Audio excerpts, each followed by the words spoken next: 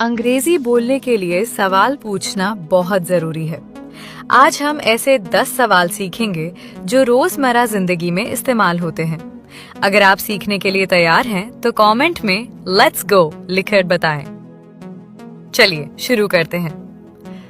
आपका नाम क्या है? What is your name? What is your name?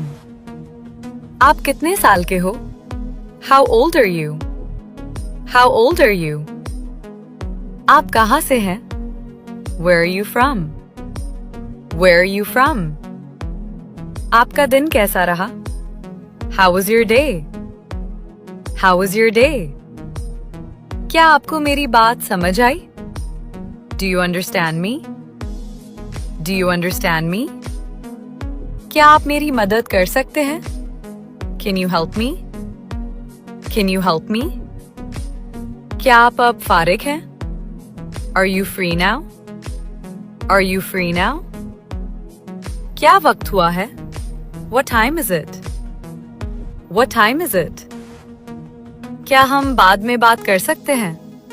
Can we talk later? Can we talk later? यहाँ क्या हो रहा है? What's going on here? What's going on here? Video को शेयर करें और मुझे फॉलो कर लें।